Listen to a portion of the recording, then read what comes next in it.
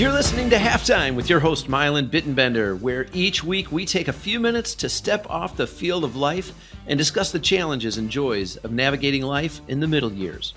I hope your time with us today will help you develop your strategy for a winning second half. Welcome to the locker room. You're among friends. Hey, everybody. Today I welcome Dan and Teri Gerard to the show. Dan and Teri are health coaches with the same organization that I am, and we're all passionate about our health. We've been through our own health journey, and now we love to help other people get healthy as well. We believe that God gave us this incredible body, and it's important for us to be able to steward that body in order to be able to show up as the best version of ourselves that we can be. In addition to that, before I started this podcast a few months ago, I put out a survey and asked people what was important to them. And one of the questions was, what is one of the biggest concerns you have at this midlife stage of life?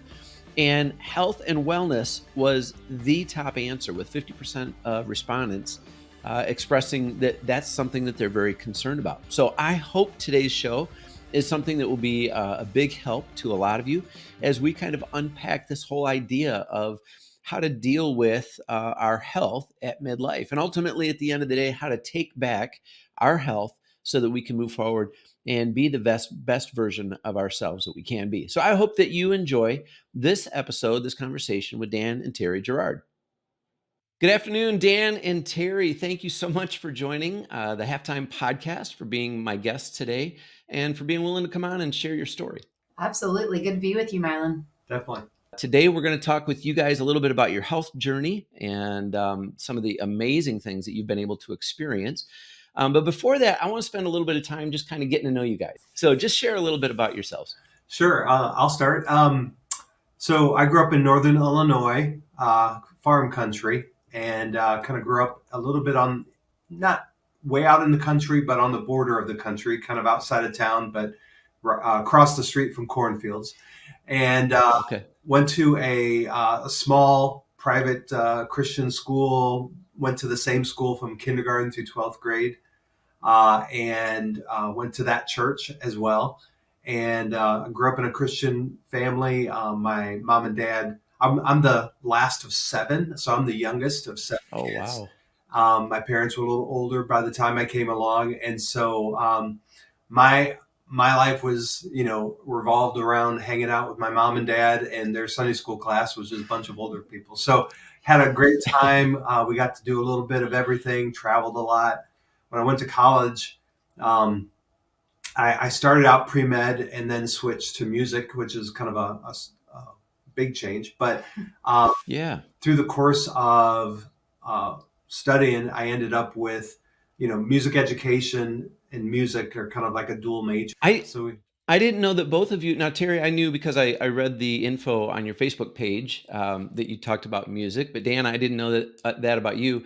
My wife has a degree in music as well, and I have no musical talent. I can barely play a radio. So, but I'm always impressed with people who do. Any iconic 80s stuff, like in all your traveling, did you guys, were you in a station wagon with brown wood paneling on the side or anything like that? I missed that. My parents actually did have, but it was in the 60s. So I've seen pictures of my brothers sitting on the back of a station wagon with the whole wood paneling on it, and but it was gone. I think by the time I came along, it was gone. And my mom did have a 77 baby blue Thunderbird, which was her baby, and my dad had bought. Which you'd probably love to have now, right? Oh yeah, that was a monster. Tell them how wild you were. I was wild. So growing up. Yeah, what bands? Well, growing up. Get ready. Yeah. I don't know if you're ready. Growing up in the 80s, so I grew up in a very strong Christian home, which is good. Baptist, not crazy strict in some ways, strict in other ways, but it was fine. But my rebelness was the evangelical free church across town from us every Sunday night would have concerts. And I would get done with church and then drive across town over to these concerts. And so that's where I got really connected with, people like Steve Green and Sandy Patty and Darnell Harris and Wayne Watson and some of the iconic singers of Christian contemporary music back in the 80s. He was a wild child. Yeah, that was my wildness. Yeah. So Amy Grant was like pushing the envelope. Yeah. So Baby. I remember when that album came out, and that controversial. That was the extent of my wildness. But But anyway. Yeah. Very cool. Teri, what about you? Well, I grew up in Columbia, South Carolina, mostly. I did live in Virginia for about 5 years, but mostly Columbia, South Carolina. Also one of 7 kids, but on the older end, I'm the third. Interesting story. In his family, there's 5 boys and a girl, because that's only 6 because he had a sister that died when she was a baby. But there was all boys and 1 girl. And in my family, there's all girls and 1 boy. So kind of an interesting little twist there. Yeah. But I grew up in a large family. My dad was a pastor, and my parents, we stayed really involved in everything at church, of course. And my parents didn't have a lot of money, as you can imagine, being a pastor. And I really wanted to, I just hit this stage where I'm like, I want to wear name brand clothes. And my mom, in all her wisdom, says, well, you can do that if you want to, but you're going to have to pay for it. So she didn't say I could. She didn't say no. She just said, I can't buy you Izod, Liz Claiborne. This is the stuff that nobody knows what it is anymore. But these were, especially with 6 others. I can't do that for you and not do it for everyone. So you're welcome to that, but you'll have to pay for it. And I was like, well, I'm 12. How am I going to do that? She says, well, figure out what you're good at and go earn some money. And I'm like, well, I'm really good at taking care of kids because I've got all these younger siblings. And she's like, you could probably babysit. And so my first babysitting job, I got $2 an hour. It was 4 kids it was a newborn, a 2-year-old, a 4-year-old, and a 6-year-old. And I was 12. And I did so good that they gave my name to all their friends. I mean, this was the same age as my siblings. It was just an everyday life for me. Yeah. So I ended up building a crazy babysitting business through my high school years, to the point where I had a calendar on the wall. People didn't say, can you babysit Friday night? When's your next available time so we can plan our date night around you? I recruited my sisters. I'm double booked. I'm triple booked. You're going here. You're going to give me this much and you can keep the rest. So I ended up running this crazy, I'm talking about older sisters too, not younger, some younger, but yeah. And so I had this entrepreneurship in me long ago and went through a season of kind of forgetting it was there. And then when I stepped into health coaching, my sisters were like, but you always were like that. I'm like, oh yeah.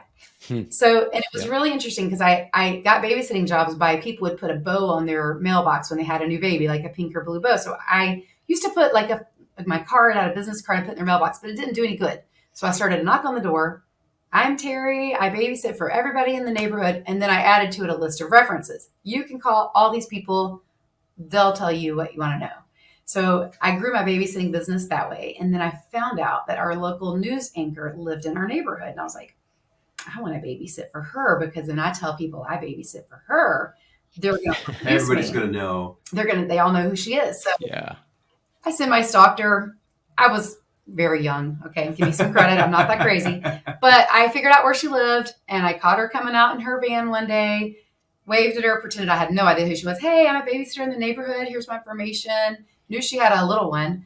She's like, oh, great. So she eventually called me and then eventually actually took me off the market because I ended up being her nanny and watched her daughter from the time she was 2 until she was way too old for a babysitter. But I was her person. And so they just kept having me come until she was a flower girl in our wedding. Yeah, babysit her. We got married. Yeah. And still in touch with her now, by the way. She is, how old is she? Like 40. Yeah. Don't my age. Yeah. But anyway, still in touch with them to this day. But I did do that because it did help. People did say, oh, you babysit for her. Then sure. She's not going to use somebody who's a crazy person, right? So that was a little bit of my growing up. So I did earn. That's awesome. I earned what I wanted, and I learned to do that. So and I did have the name brand clothes because I was willing to go pay for them. I also went into a love of travel like Dan did, and did a lot of traveling starting when I was like 16. Just asked my parents, hey, can I go to New York? And they were like, okay. I was like, I can pay for it. So I started to travel pretty young too. That's awesome. And I'm sure that all really helped when you became a health coach, being able to just put yourself out there. Promoting yourself when you're a coach or doing some kind of client-based business is hard, but it's an essential skill. So you guys met though at school, right? Um, Tell us real briefly about that, but then maybe I don't know if you have any funny or cute stories, how you guys met or Oh, got engaged or whatever. he's going to go there. Oh yeah. Well, Uh-oh. we had this voice teacher, as he said, and the voice teacher kept making us sing together, kept saying I should date Dan. And I said, I don't think being able to blend well is grounds for marriage. We all, as a choir, we had choir right before lunch. And so after choir, a lot of us would go to lunch together. Mm-hmm. And so we know several couples that are still married to this day that were in choirs together. That went to lunch together, all of us. We all would go to lunch together. We just built relationships. We became friends. So it's a good story. So so a friend of mine, made me look bad. another guy in our choir, said, kind of introduced me. And so we met and we started talking, and I just said, hey, you want to, we were going to lunch. So I just made it a point to sit next to her or sit across from her and just get to know her. And eventually I asked her out. But what I didn't know, I don't think I knew at the time, she was dating somebody else. Well, I was dating around. Well, yeah, dating around, but dating someone specific a lot more than other people. So, but I didn't know that. So I just, I started, saying, hey, you want to sit together at lunch today? And so that eventually went to where, hey, a friend of mine wanted to do a double date with his a girl, and we decided to go to the dating parlor, which is what they call it, and play games. And the funny thing is, after that first date, I went back to my roommate and I said, that's the girl I'm going to marry. And it was kind of crazy because shortly after that, what? Terry said, what'd you say? Well, first of all, don't call me. I'll call you. It wasn't quite like that. Well, he was just asking me out a lot. I was going out with him, this other guy that I was kind of curious about both of them a little bit. And so I didn't want to go out with him every day. So this other guy would stop asking me out and think I had a boyfriend. And so he was like, you want to go to lunch tomorrow? Do you want to go? I'm like, no. And then if it was a little bit of time between, that was fine. But he was wanting to ask me out every day. I'm like, no, I don't want to go out every day. Because I knew. Yeah. And he knew. So he was like, you should get on board, right? If he would have told me that, I'd been like, I would have run. But anyway, so finally he was like, I was like, just give me a little bit of space. And he was like, well, how long do you need? Like a week, a month, a year? I was like, the rest of my life, unless I tell you otherwise. I feel so bad. Oh, wow. I sound so mean, but I sound so mean. So you didn't go home after the first date and think that's the guy I'm going to marry then, huh? I didn't know. I was like, well, I don't know yet. That's funny. I kind of explore all my options, right? So it made me sound like a really mean person, okay. But yeah. Oh, I kind of crushed his heart. Don't lie. But look who you ended up with. Yes, but we were friends for like That's a good awesome. 2 years. So we ended up just becoming really, friends. really good friends. We still were in the same choir. That didn't change. So I finally, it's kind of like one day it hit me, and I was actually kind of had a boyfriend, and I was comparing him to the boyfriend a lot. Like I had a roommate, she made me really mad. She's like, well, if you're so in love with Dan, why don't you marry Dan instead of this other guy? And I was like, but we weren't dating. We weren't dating, but I was constantly trying to bring this person up to Dan's standard. Mm-hmm. And so it was kind of like, it hit me like a ton of bricks. One day I just woke up and I looked around like, oh, crap. We were on a choir tour. I was like, no, I was in my dorm room because I specifically remember waking up, seeing my roommate over at the mirror, seeing her feet, because I was on the bottom bunk and going, I'm so mad at you. Like, you're messing my life up right now. But she was right. So anyway, and she's actually. Oh, crap. I'm in love. Actually, so I kind of owe her, but yeah. So here we are, 32, almost 32 years. Yeah. Obviously, Awesome. blending well. Congratulations. Thank you. So that's a long time, and that's a beautiful thing. Yeah. Yeah. Well, good for you guys. And then career-wise, what did you guys do in your early? So when we say halftime or half, we say midlife. It's kind of funny because a lot of people think, well, if 50 is midlife, does that mean I'm going to live to 100? I think midlife is really kind of halfway point in your adult years, right? So maybe from 20 to 30 or 20 to 50, 30 years is half, and we might live till 80 or whatever. Those are all obviously very round numbers, but I've found that that's kind of how it lays out, that people have kind of a first half of their adult years and then a transition into their second half. So what was your first half of your adult years like? Well, it's mostly, I was at home with the kids for the most part. Okay. It was in ministry. I started off in ministry for about a decade, Okay. full time. And then even after I transitioned out of that full time, I was part time for a lot more, many years, even though I transitioned out of full time into more sales management, built a couple of companies that, that I ran over the course of the years, and then ended up in financial services and did that for a lot of years. Yeah. So did a bunch of different stuff over the course of years, and then until we found coaching, and then now we do that full time, and that's kind of where we are now. I was at home with the kids, and then somewhere around our kids hitting like middle school, I decided I was going to go back to work, and so I ended up getting into the medical field, and I kind of started out doing like hospice and some things like that for several years, in and out of like hospice and then a few different hospital environments, and then ended up eventually in an OR scrubbing surgery. So that's kind of where I exited the traditional workforce, was from the operating room. So, and it was cool. It was a neat experience. I enjoyed things that I learned, but also a pretty toxic environment and not a lot of flexibility. So, once the coaching opportunity came, we're like, bye. Yeah. And actually the health coaching is what brought us together. So I met Dan and Teri at a retreat down in Tennessee a year and a half ago.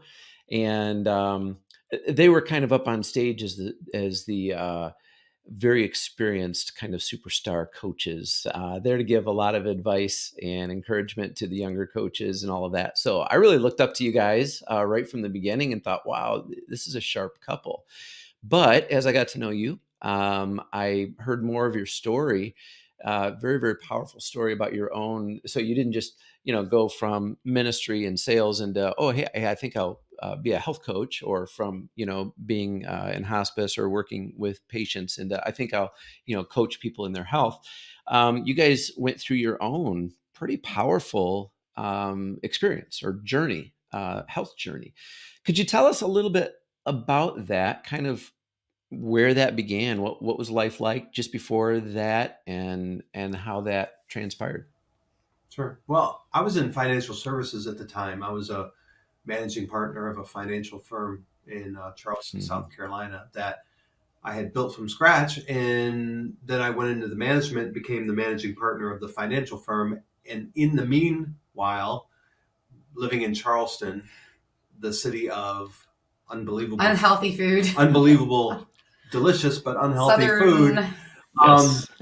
My weight just continued to go up and up and up. Well, we had this dumb idea when we moved there. Let's try all the restaurants. Yeah. So don't ever do that ever anywhere, but not Charleston. Wow. Like, what are we thinking? So needless to say, I had been looking back at pictures, though. I had been overweight for a long time. Probably within 3 or 4 years of getting married, I would say at year one. I started gaining weight. There's a few things we did early on. I was doing some coaching and stuff, so I didn't gain weight like initially, but it just started creeping on. And probably the typical thing, I'd gain some and then lose some, gain some, but it was always a trajectory of going up and up and up. Until I reached a point where, while I was at the financial firm, I got to a point where we had bought a house, and we purposely bought this house where the master bedroom was on the main floor, because we didn't want to have to climb stairs, because we were getting older. Yeah. It was such a lie. It was, but we told ourselves that. Yep.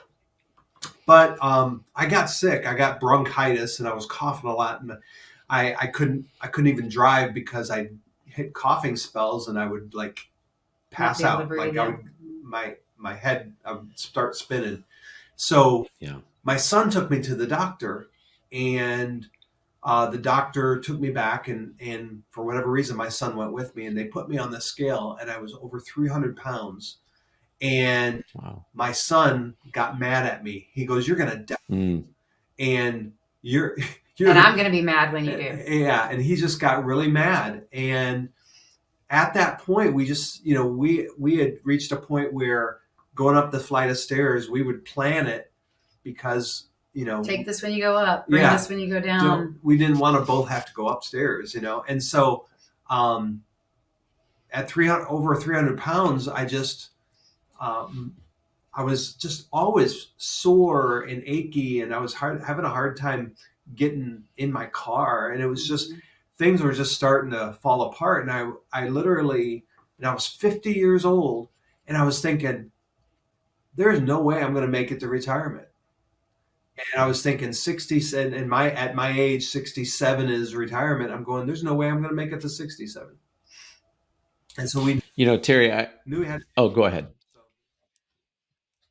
Teri, I appreciated what you said a few minutes ago, because I so deeply connected with that idea that, well, we're old, right? Or we're getting older. And it's a lie that we adopt for whatever reasons. I just, in my mind, as I'm struggling with my own health in different ways, I'm just thinking, well, that's what happens when you get old. You just suck it up and deal with it, right? Yeah. And I was buying that lie, just like you guys. Yeah, so like many people do. I mean, now that we're on the other side, it's not normal to be winded walking upstairs when you're in your 50s or in your 60s, right, or in your 70s. Yeah. Well, it might be normal, but it is not necessary. That's for sure. Good point. So Teri, tell me a little bit about kind of how you were feeling, what your experience was like. Dan had gained weight and just kind of really stayed heavy most of our marriage. I had gained weight, lost weight, gained and lost a lot of weight over and over and over with every kind of imaginable crazy plan there is. And so I'd done that, and I was at the point that I started our healthy program that we coach now. I was 65 pounds in my mind, 60. Well, I thought we both thought we were 50 pounds overweight, but let's face it, nobody really wants to face how much they actually need to lose. So really, it was a good 80 pounds overweight by that point. But in my mind, I needed to lose 50, 60 pounds. So my dad had Alzheimer's, and I was very involved in his care. And so I knew I needed to do something, but I was like, yeah, I'm going to do something. I know I'm going to do something later. Right now I'm focusing on him, but at some point I'm gonna have to do something about this. So I feel like I was almost mentally preparing for way longer than obviously. If I'd have known, I wouldn't have done that. I would have just jumped in. But I thought it was going to be a big thing. I didn't know it was going to be simple. So I put it off. And then when my dad passed away, it was like a switch clicked in me. I'm like, okay, now it's time for me to take care of me. So that's kind of what got me started. And it coincided to about the same exact time. So we were both looking at the same time to do something. Yep. Which was really pivotal. Because we had, throughout our married life, we had both done stuff. You're on a diet. I don't want any part of it. You're doing that. Never at the same time. So this one hit us right at the same time. We saw a neighbor post a before and after on her Facebook page of losing 20 pounds. We didn't even think she was overweight. Really. Yeah. And it was just wow. She looks really good though. What is she doing? We didn't care. Yeah. So we asked her, and she told us, and we got started. Yeah. So did you guys do that together then? Did you get an appointment with her? Did the two of you sit down, and then afterwards, how did that conversation go? I got on the phone with her, and she kind of shared with me how it kind of worked. I was like, yeah, I want to do this. And then we just had to kind of figure out logistics. And then we did that and jumped in together. So we had to get creative, because here's the thing, people talk about investing in their health and what does your program cost and all that. But the truth is, what does it cost you not to? Because I was on 5 medications, spending a lot of money on, insulin shots and all kind of other things. Yep. And it was high blood pressure, high cholesterol, diabetes, migraines, depression. I was on medicine for that. It was like what I was earning. And still feeling like crap, right? Really felt like crap all the time. Yeah. And so it was like, in a way, it wasn't like we can't afford it. It was like, how can we make it happen? So we just got creative, and, we were like most Americans, kind of like trying to make it through. And so he was just like, well, I'll just go out and Uber for a weekend. We live in Charleston. There's probably something going on, and we'll just get started. So that's what we did. And then we started together, and then he Ubered for a little while. And then we're like, we're going to have to help some people do this so we can pay for our own program, which worked out great. Yeah. Good for you. Good for you. And so tell us a little bit then how that went. I mean, obviously you got on the program. Was it effective right away? Did it kind of take a little bit of time? Was it harder or easier than you thought? What was that part of it like, the journey? Well, we started together, and we both had pretty strong success. Yeah. Being over 300 pounds, I mean, typically people lose weight on the program pretty strong, in the first couple weeks. And if they stick to it, that's the beautiful thing. This program works if they actually work it. Yeah. I lost 30 pounds in the first 30 days.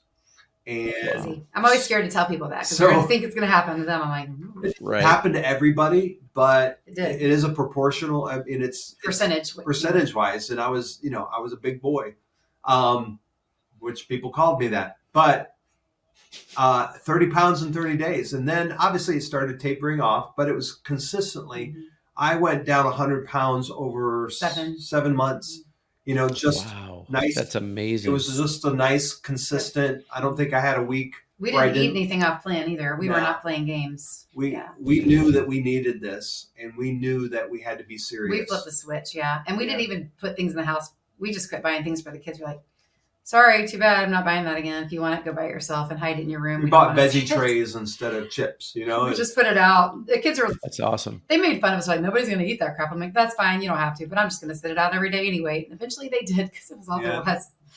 It's crazy. Those veggie trays disappeared. Yeah, but you guys had tried this several times before. Do you think... we talk about it, and there's this phrase that we use, intrinsic motivation, the big why. There had to be a pretty strong why for you guys to make that radical of a change, to say, hey, we're literally changing the environment we live in. We're getting rid of, stuff. We're not buying, other stuff. What do you think? And maybe you knew it off the get. I know for me, my intrinsic motivation didn't even come till later. I kind of wanted to do it. And then once I was seeing the success, I was like, wait a minute, I don't want to blow this. I really want this to stick.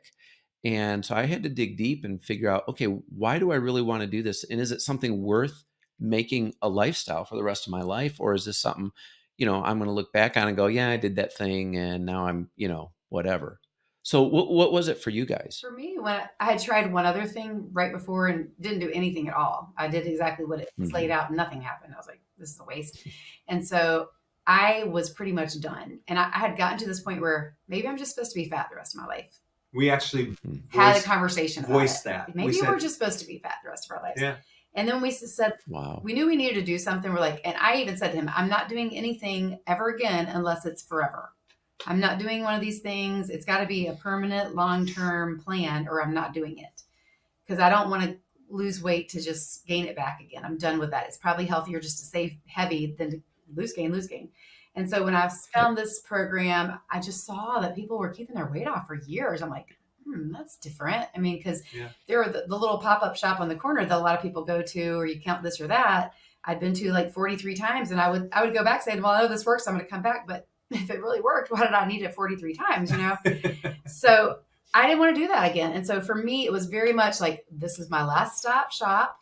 If this doesn't work, we're going to be fat the rest of our lives. Yeah. And for me, it came to, are we going to make, and having diabetes and all the complications from that, I think a moment for me was when I was told my cholesterol was high. So I had high blood pressure, had it for a decade, was on medication for a decade for high blood pressure, had diabetes. And then when the cholesterol kicked in. Taking a lot of insulin every day. A lot. And when the cholesterol kicked in, I had an allergic reaction to the statin. And so I could not take a statin. So I came home one day and I told Dan, I said, well, just so you know, I'm going to have a heart attack. That's what's going to happen. He's like, what? I said, yeah, 1 + 1 = 2. If you have high blood pressure and you have high cholesterol and diabetes, and you can't treat that cholesterol, you're going to have a heart attack. So that's what's going to happen. Or a stroke. So I'm going to die that way. And so it was like, he's like, well, I'm not okay with that. So it came to a moment of like radical responsibility. Instead of saying, oh, this is just some of the ailments of getting older. No, you know what? Screw that, because I'm not going to put this on my kids. I don't want them pushing me around in a wheelchair. I don't want them losing toes. I don't want to be losing toes and them having to take care of me. And I could just picture myself as a grandparent being wheeled around Disney World, watching from a sideline. I was like, heck no, I do not want that life. Something has to happen. So I did have a deep intrinsic motivation to change. And we didn't have grandkids at the time. We do now, but we knew that was like the next big thing because of the ages of our kids. We're like, we're probably going to be grandparents in a few years. How are we going to show up that way? And so for me, I wanted to be a grandparent that could climb through the tunnels at the playground. And I wanted to be the grandparent who could get on a roller coaster or let's go ziplining. You know what? I'm going to be the fun grandparent that is going to take my grandkids on big fun adventures. And I'm not going to be sitting watching. I'm going to be doing it. Yep. So that was what was deep inside of me. And I think we had the conversation and you wanted that too, right? Yeah. So mine was just how I felt.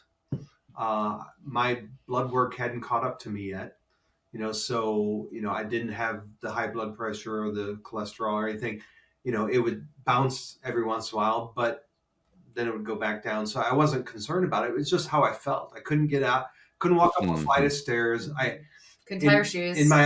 I had a hard time tying my shoes. I'd have to I had the same problem too. Have to hold my breath, right? I couldn't get up from my office, walk down a 15-foot hallway to our conference room and sit down without being in out of breath, crazy pain, because my sciatic and it just all kinds of just inflammation throughout my body, and I just felt terrible. And so I had to do something. Like I said, I couldn't picture myself making it to retirement, and I knew I had to do something. And when within a couple weeks, I was feeling so much better. I just grabbed onto that and said, well, shoot. And within 6 weeks, we decided that we had to coach, and we started coaching within 6 weeks of being on program. Yeah, I was only down maybe 35, 40 pounds, not even 40 pounds. We're still very overweight. So we were still way overweight. But what we found was people that we were connected to, when they saw what was going on in our life, they just saw that, the progress, and they just wanted to know. And that's really how we started coaching. And it was just the process of living our life out loud and letting people know, hey, we found something that's working for us. If that's something that resonates with you, we'd love to tell you about it. Let's do it together. And that's what got the ball rolling. It was crazy, and we started coaching, and it kind of took off from there. Yeah. Well, good for you, because so many people, like, I don't know if they're embarrassed that they had that much weight to lose to begin with, or if they just if they're afraid of what people are going to think, if they say something, like people are going to think they're bragging or something. But so many people, they want to keep this a secret. And I'm like, it's like, having a cure for cancer and keeping it a secret. It's like, no, this is so important. This is so beautiful. It's so amazing that we need to be able to share that with people, not throw it in their face, but to at least put it out there and say, hey, listen, don't listen to the lies. You don't have to live by the lies. There's another way. And so good for you. Statistically, it's about 74% of people are overweight or obese. And unfortunately, those numbers are not going in the right direction. No. And we have to be the voice saying, hey, there are solutions out there in a good way. I mean, not to say there's anything wrong with having tools that are going to help you accomplish those goals, but man, just you have to face reality and say, I've got to make a change. Yeah. For me, I think it just felt almost like a moral obligation, because I thought exactly what you said. If there's a cure for cancer, I wouldn't be keeping it to myself.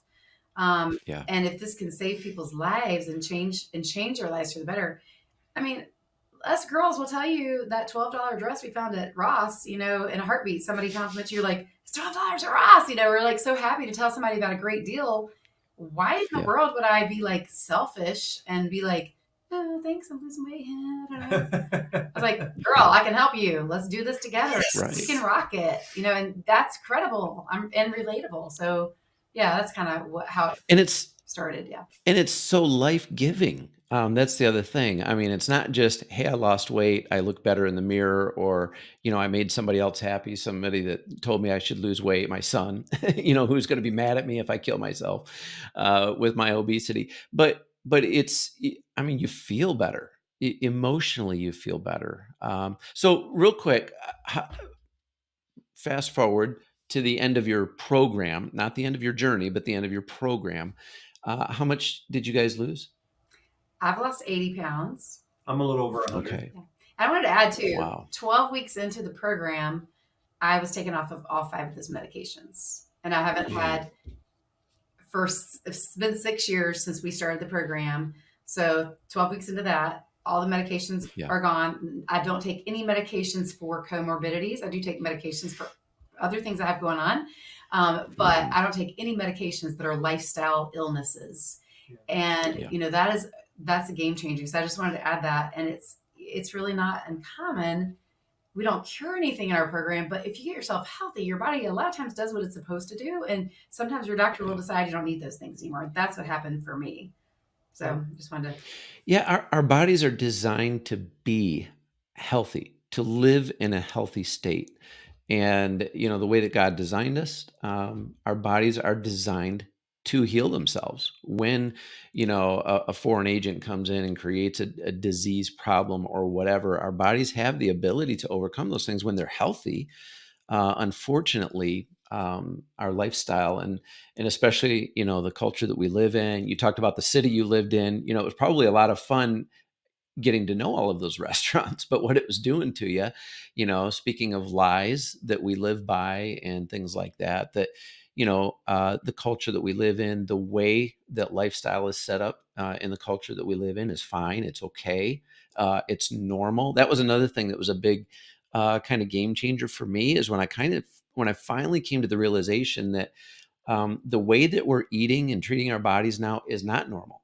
It's normal in this little slice of history and this little slice of the part of the world that we live in.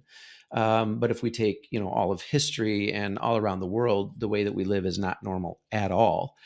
And this abnormal way of living, although very comfortable and yummy in the moments, is killing us. It's not good for us. It's harming us deeply. And even culturally, it's not the same in other countries. Some Yeah. It's different. I mean, every country has their issues, but yeah, it's just culturally not good. And I found with pretty much every addiction, nobody plans engaging this thing, whatever it is, whether it be drugs, alcohol, pornography, whatever it is, nobody engages it thinking, I hope I get addicted to this thing. And food is the types of food that we eat is right there in line with all of those harmful things that suck us into an addictive state. And then really begin to harm our bodies, our minds, even our emotional state. 100%. I think that even speaking of addiction, recognizing addictive patterns, because I personally believe that every human probably has some level of food addiction because we have to eat. But recognizing if you happen to be one of those people that has a tendency toward an addictive personality, which I do, thankfully, I was too afraid of getting in trouble to ever try anything crazy. I never did like drugs or alcohol or anything when I was younger. But if I would have been in a different environment, I could see it could have been really different things. Although for me, it was sugar addict, is what I'm recovering from. But the other thing about if we all deal with some kind of addiction, you can turn that around to be addicted to something else. You can turn that around to be addictive to, like, I'm addicted to running now.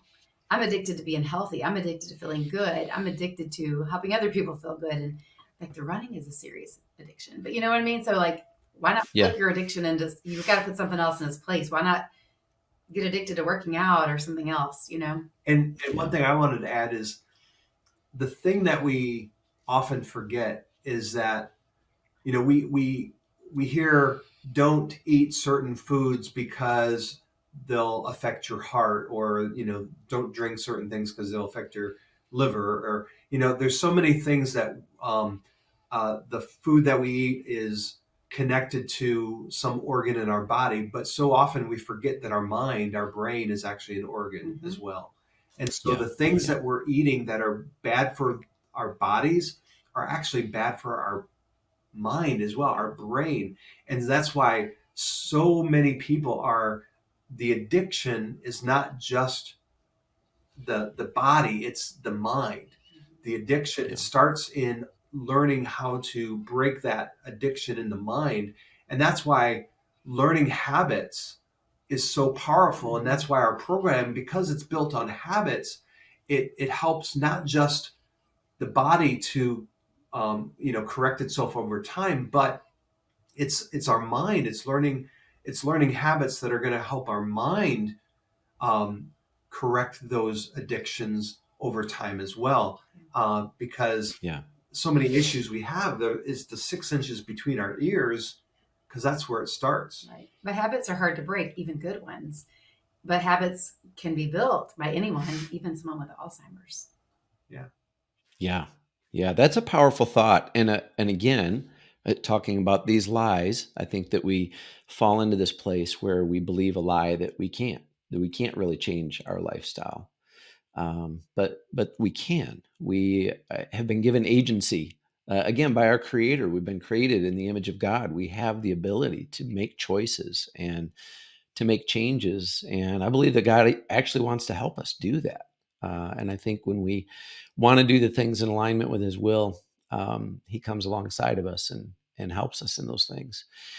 So I've noticed that the conversation has morphed a little bit. We talked initially about weight, which we know is a huge health risk factor. But it wasn't just about losing weight. And part of the story that I heard from you guys, even in Tennessee, was how this has affected so many areas of your life. Now, Dan, you've been talking about the mental, the mind part of life. Teri, I've heard you talk, and Dan to some degree, about how it affected you emotionally, or even in just growing as a person, as a soul.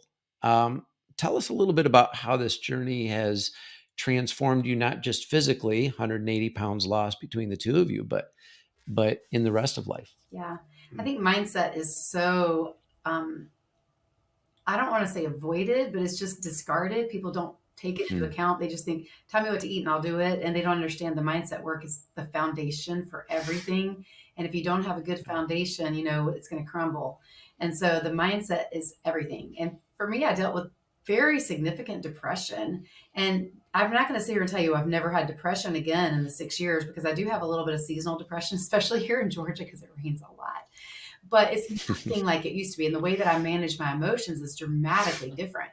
And so really learning, part of the habits that we build in our program is mindset, and working on like gratitude and just putting some practices in place that change the game. So for me, practicing gratitude and writing in a gratitude journal every day is a game changing, and also learning to put in actual practical application ways to learn to respond rather than react, because those are very different things. And choosing your response, because humans get that moment that you get to make a choice. We don't have to fight or flight everything. We can actually go, how would I like this to end up? I see where this conversation is going. I'm getting baited into this conversation that's going to be really divisive and cause a wedge between me and this person that I love or whatever. How do I want the relationship to be on the other side of this? Do I even is this conversation even worth really going there? And it's learning to choose the outcome first and then backtrack to how you're going to go into the conversation, how you're going to control, how you're going to teach yourself, preach the gospel to your own self every day. And, that includes the way you think and the way you talk, and, working on things like negative self-talk and saying things out loud that your brain can hear so it can create a new neural pathway. And so working on those things ongoing is game changing for everything. And I can tell you, I would sit here and say to you, I don't really struggle with depression anymore. Sure, I've had a few things here and there, a few moments here and there, but nothing like before, because my mindset has been built so much stronger. So I hope that helps. If that's what you had in mind there.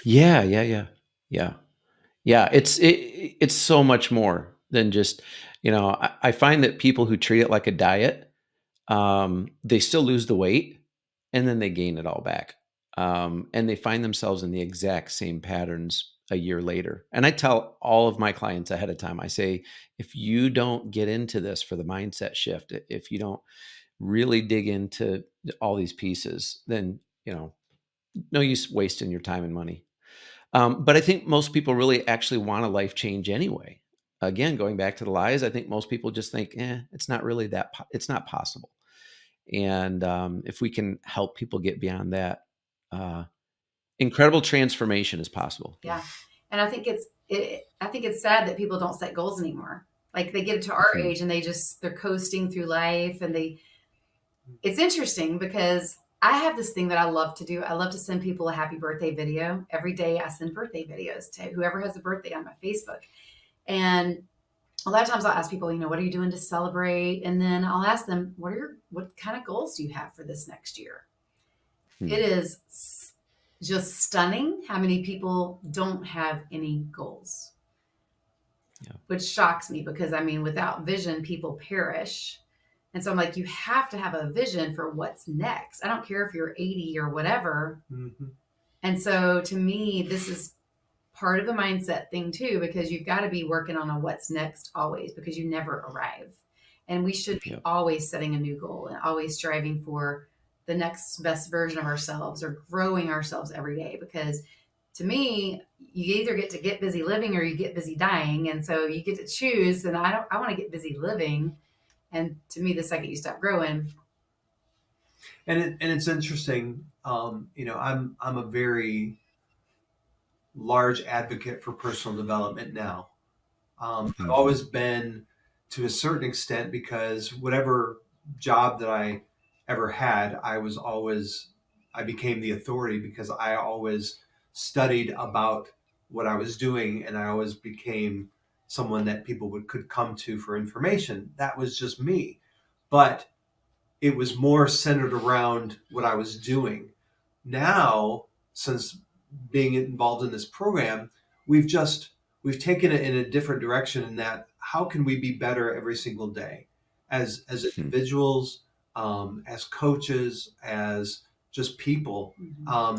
And the interesting, and you can Google this, it's very common knowledge, the average American doesn't even read a book a year, which is astounding, which kind of goes back to the vision, right? People don't have a vision of becoming the next best version of themselves. They've settled and they've fallen into this groove of just life, and they don't see a way to better themselves. And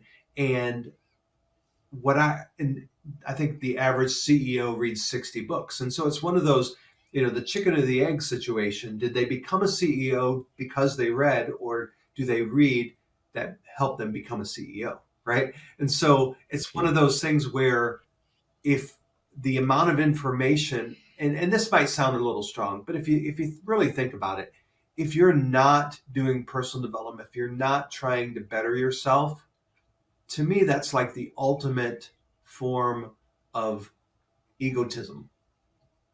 Because it's just telling yourself that I know everything that I need to know. I don't need to get better. And so that's what we're stuck. That's what the average American is stuck in, is thinking they know everything they need to know, not realizing that there is so much information out there that could just, that they could literally transform their life with just a couple thoughts. They're one book away from literally changing their life, and they don't know it, because it's just astounding. Yeah, I'd like to go into the whole midlife thing for a minute and kind of focus in that area, because I've seen this in myself. I've been very vocal on this podcast about the fact that I'm on a journey through midlife myself. I'm trying to figure this whole thing out, and I'm working toward awareness right now of where I'm really at in a lot of these things. And a lot of the things that you mentioned, I think, in what I see in myself and what I see in conversations with other people, maybe the slowdown in reading or growing or learning is somewhat of a giving up. When we get to midlife, one of the things that kind of starts the crisis part of it in motion is coming. And by the way, crisis is not always a negative, terrible, bad thing. It just means you're entering an important phase where decisions are going to be made that have tremendous implications for the future. It's a crisis moment, not just a floating through and hanging out, in the breeze moment. But I think, to some degree, we sense a certain get a certain sense of our own mortality, and that this life is fragile, and that there is an expiration date. And I think we're put in this place where we now have a decision. I'm either going to put in the effort and grow and move forward and become something, a different, better version of myself, or I'm just going to kind of settle in, give up. This is what it's like to get old. And whether it be our weight and our health, or whether it be mentally, or any of those kinds of things, I see a lot of us just kind of giving up and going, I'm just tired. It's time to coast. And I'm reminded of that phrase that says, it's not your fault, but it is your responsibility. When we find ourselves in those kind of stuck spaces. You guys have any other thoughts about that? Well, I think that's dead on. I mean, that a lot of people do just coast because maybe they've been in a rut of going to a Mhm. job, punching the clock, coming home, cooking dinner, going to bed, doing it all again. And it's easy when you're in a rut to not be in a creative space. Also, you can only be critical or creative, one or the other. You can't do both in the same space. So Mm. when you're coasting, it's easy to be critical of other people or judgmental. Oh, look what they're doing, or especially in the South, people love to do that. Yeah. Bless your heart, crazy person. And you're never going to get criticized by people doing more than you. Yeah. So those loud voices, yeah. So those loud voices are just people who are frustrated with their own Mm. lack of whatever. So I do think that, yeah, I think you hit that kind of dead on. And Yeah. the reason why I'm such an advocate is because what I've seen personal development do in the lives of people around us. Yeah. Terry was, I mean, she'll admit it, she wasn't a reader before we started coaching. I'm embarrassed. The reason I'm shaking my head is I'm embarrassed of that. But I used to say, oh, I don't read. I'd rather watch a movie. And I'm like, oh, why did I say that to people? Like, that's not something to brag about. Yeah. So, but and listen, I don't have the greatest reading comprehension, so my process is much more involved than some people's. I started out like in our program, we're expected to read or learn or grow, and it was 1 to 2 pages a day. I don't even to this Mm. day read a whole chapter at one time. I don't process it if I do. It would just be checking a list. In order to process it, I have to do quite slow. And I even had, when I first started reading, I would read a book, listen to the audible. Well, I listened to the audible first, then I would go read it and highlight it. Then I would go back and read everything I highlighted. That's what it took for me to absorb and Mm. apply. And I mean, so I don't read as many books as he does, but I know how to apply what I've read. And to me, that's more valuable. But, as time goes on, I get to where I can go a little longer. I can read a little more, so it's the foundation, right? Start somewhere. Yeah. Yeah. So the last episode that I posted just this last Monday was the episode with my coach. And one of the things that he talked a lot about was the first half of life is about doing, really engaging the world around you, career, family, doing, going, all of those kinds of things. Whereas at midlife, we seem to hit a stop sign. There's a lot of pain usually involved, either with realizations of certain things, or experiences, or a diagnosis, or whatever.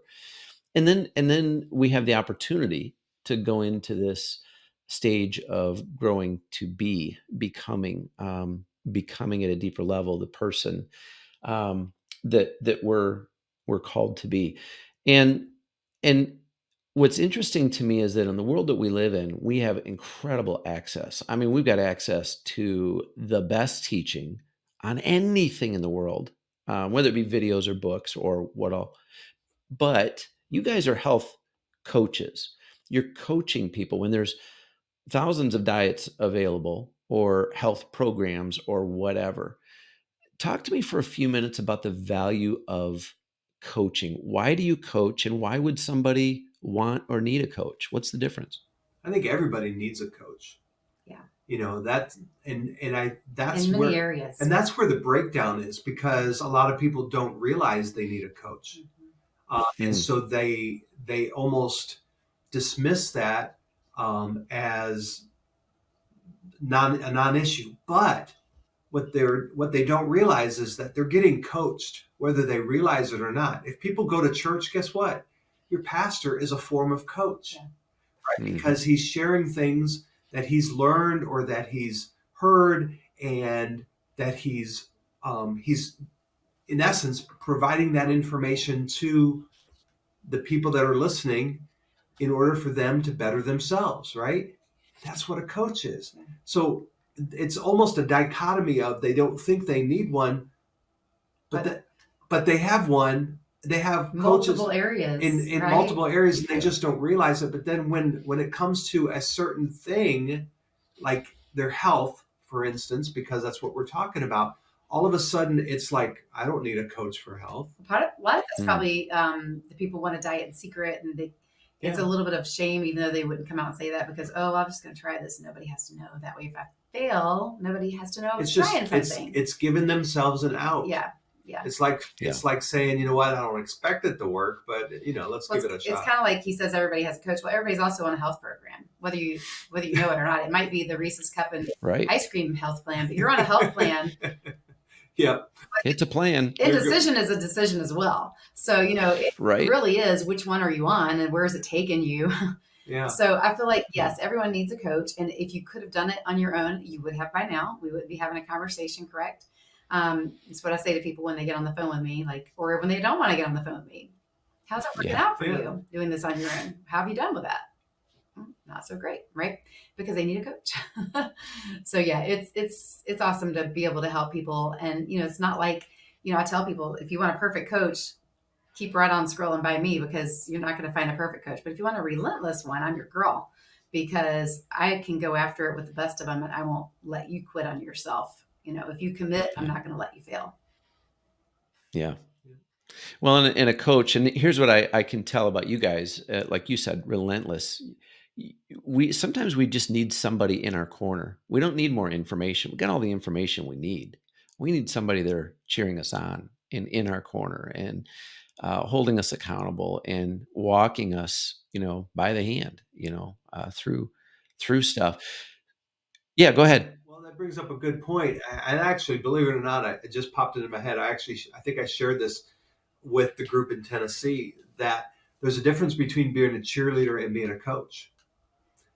Sometimes even as coaches, it's easy to default to being a cheerleader, because we're cheering our clients on. But when it comes to those hard conversations, sometimes we shy away from that, because I don't want to offend them, or I don't want it to be uncomfortable. But if you think about it, the difference between a cheerleader and a coach, I use football as my example, right? Because there's football teams have cheerleaders, but they also have coaches. Now, does it necessarily mean that what they do is totally different in every instance? No, because if a great play happens, both of them are really excited, right? If a client does really good, both a cheerleader and a coach is really excited. But where the rubber meets the road is when the client or the players don't do what they're supposed to do.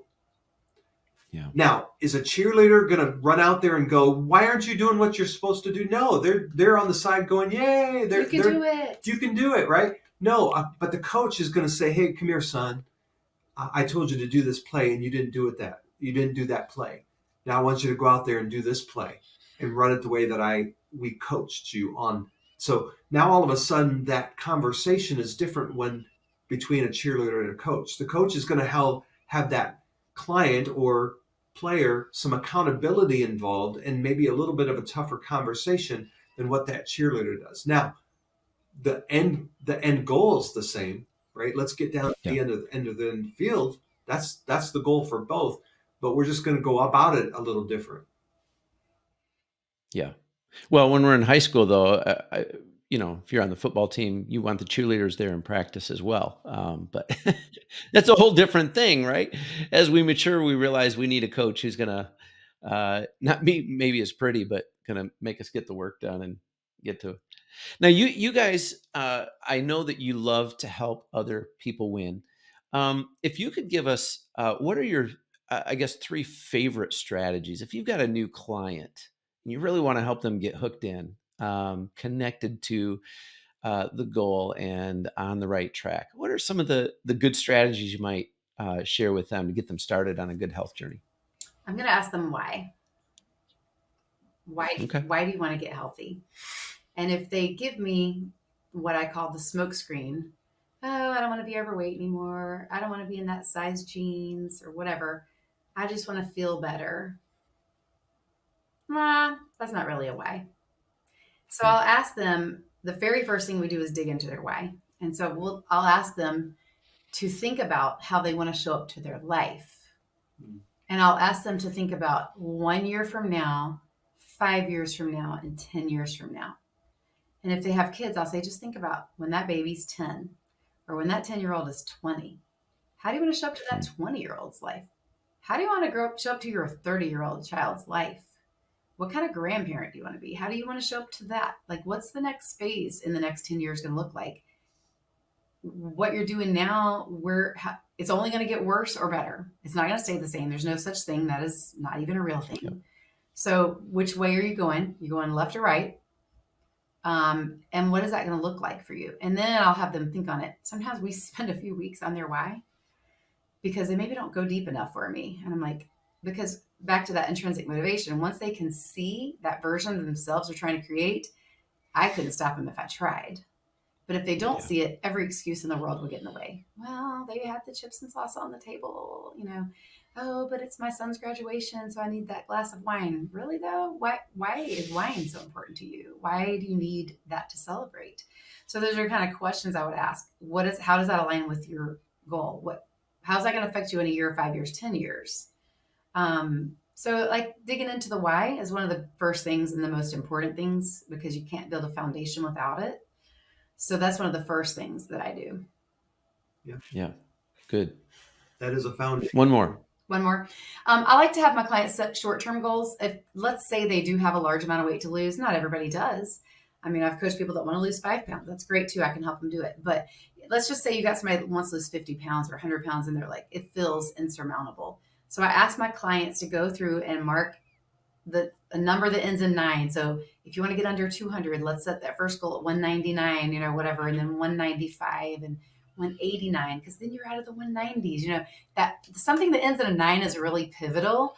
And so I'll ask them to write down a goal, like every 5 pounds, and a reward that they're going to give themselves that is not food related. It could be going outside, going to the botanical gardens and walking around. It could be a pedicure. It might cost money. It might not. You can personally, I made mine get bigger. The more I weighed, I lost. The first one was real easy. And then it was like, and then I started including activities. Like we're going to ride bikes and we're going to go ride these bikes around this place, the beautiful place.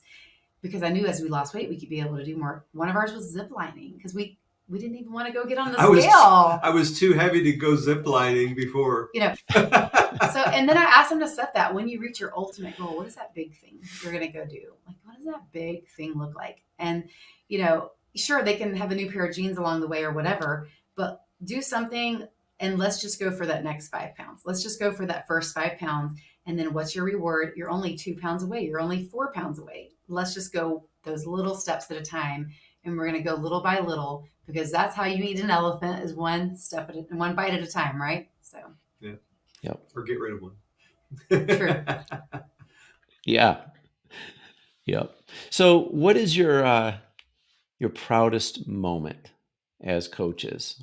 Is there a particular client or story or moment you look back to and you think, wow, this is worth everything. This is what it's about.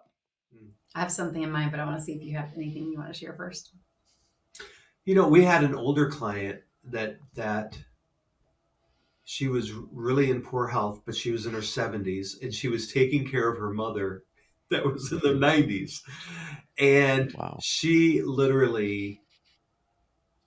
did this because she wanted to be around to be able to take care of her mother. Mm-hmm. Her mother's in her 90s, she's in her 70s, but yet she was over 100 pounds overweight. she was really overweight. I think she ended up losing 180 pounds. I mean, she literally did not look, if you looked at her before and after picture, Not believable. not even close, just total change.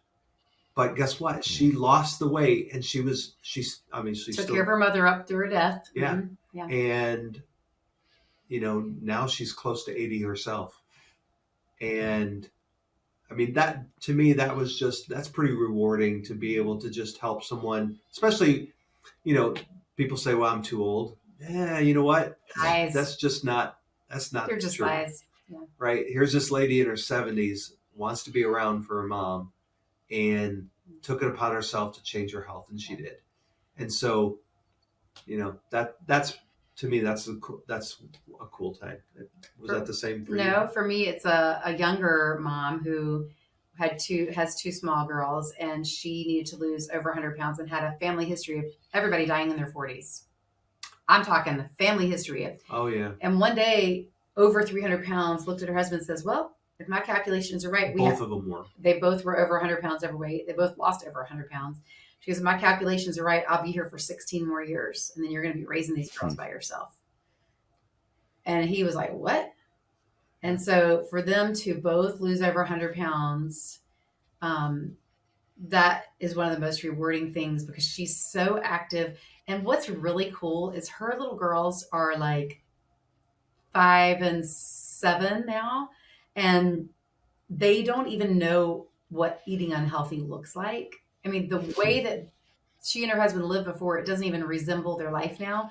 And her girls, it cracks me up, because the stuff they ask for, the stuff they love. I mean, they love fruits and vegetables, and they eat cucumbers like it's a banana. I'm like, your girls are weird. Like, what is that? But they do what they've seen their parents do, and they ask for those things. And it's just, to me, it's a very proud moment, because that's breaking a generational curse and changing a family tree. Like, those girls might not ever have to face what their parents face. So I love seeing those kind of stories. One of the things that people often use it on the wealth side, as in, if you don't come from a wealthy family, make it so that a wealthy family comes from you.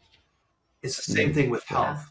If you don't come from a healthy family, guess what? You have the opportunity to make a healthy family come from you. Yeah. And so that's... Wow, Dan, that's a powerful thought. That's awesome.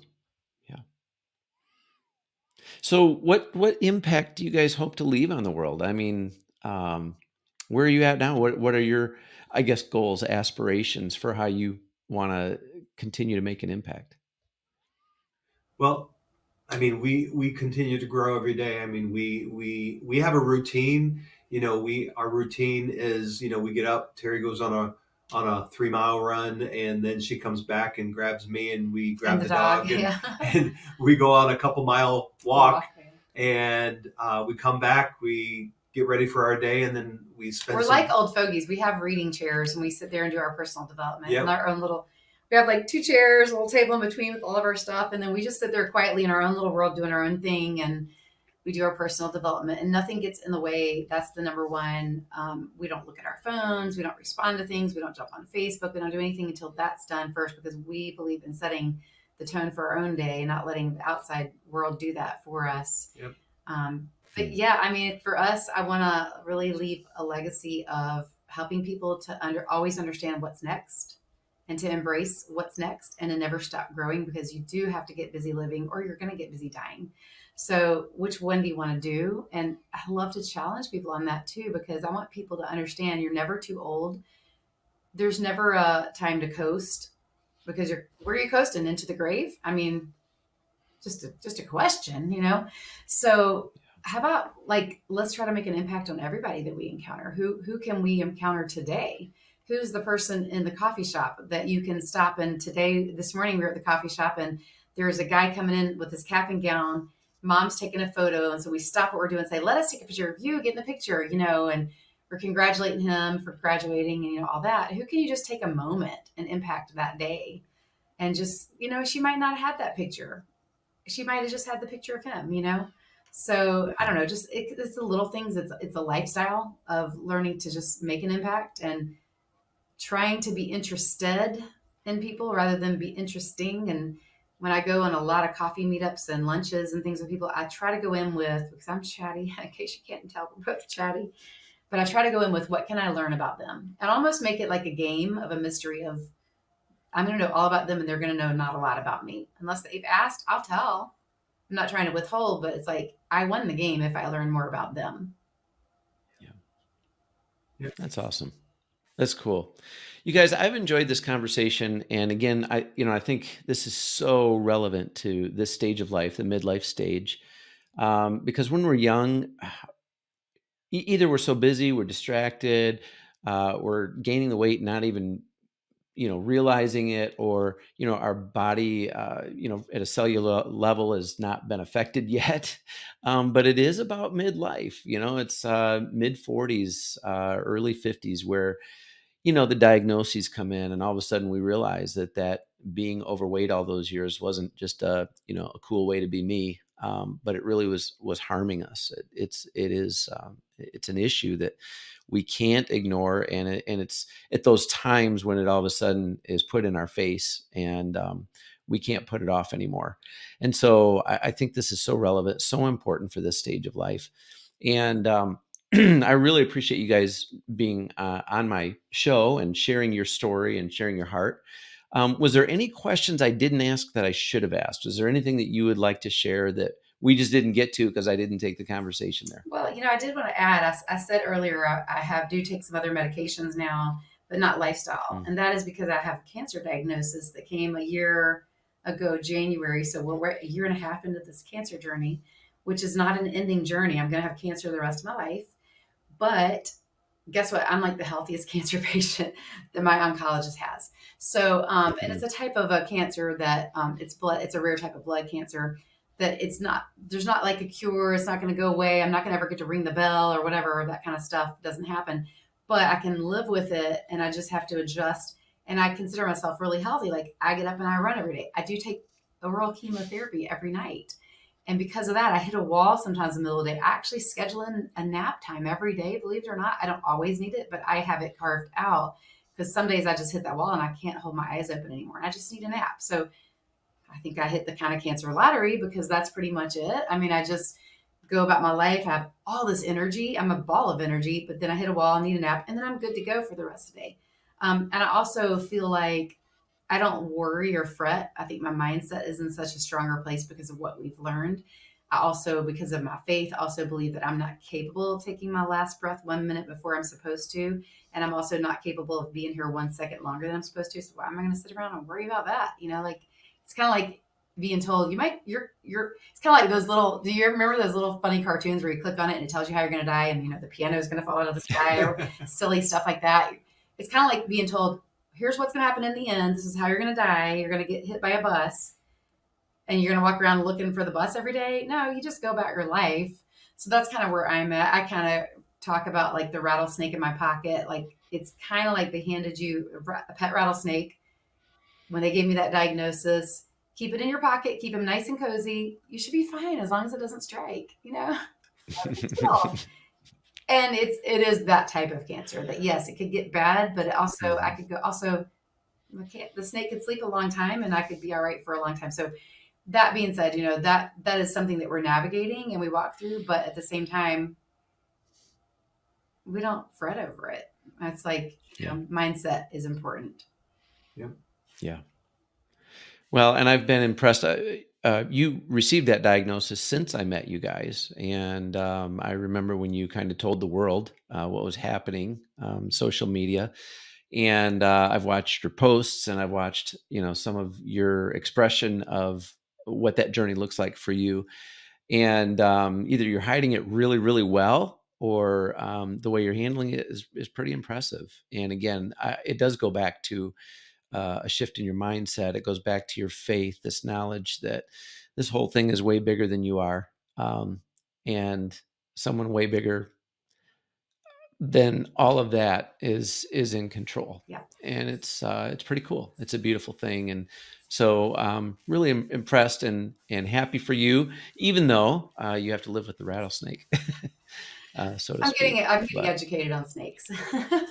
Yeah, It's scary I when you bet. get educated. Yeah. I bet. Well, thanks again, you guys. It's been a real great conversation. I've enjoyed this, and I think we probably have to have another conversation again later. I've had conversations with you, Terry, about other life issues, midlife kind of stuff, and so I'm sure we'll have to do this again sometime. But until then, blessings, and uh, take care. We'll look forward to catching up with you again. Thanks so much. Thanks for your time, and we appreciate the opportunity to just come on and share. Definitely. Yeah. All right. God bless. Bye-bye. Thank you. Wow, what a cool couple. I enjoy Dan and Terry so much, and really enjoyed my conversation with them and all of the different things that we were able to kind of work through, not just physical. This whole health thing is way beyond just the composition of our physical bodies. We're very integrated people, body, soul, and spirit, and all of those things work together. And I hope today's episode was an encouragement to you, maybe gave you some ideas or some fresh insights that you can follow up with. And speaking of following up, Dan and Terry are health coaches. And if you'd like to reach out to them, I'm going to put some of the information on how to reach them in the show notes. But I also am a health coach, and I would love to coach you toward better health if that's something that you're interested in. I will also put information on how you can reach me. And so if you would like to reach out and know more about what a health journey with a coach looks like, we'd love to follow up with you. Kind of find out, as Dan and Terry said, what your intrinsic why or your intrinsic motivation is, your big why. And see if you're ready to get on a journey toward taking back your own health. So please feel free to reach out to either one of us. We would love to have that conversation with you and see what might be in the future. Also want to encourage you to go to our Facebook group, the Halftime Facebook group, and also make sure that you subscribe to this show wherever you're watching it or listening to it, if it's on Apple or Spotify, or if you're watching on YouTube. That way you can make sure you don't miss an episode. But it also helps our ratings and helps us to be able to grow the show. And as always, I encourage you and invite you to share this with somebody.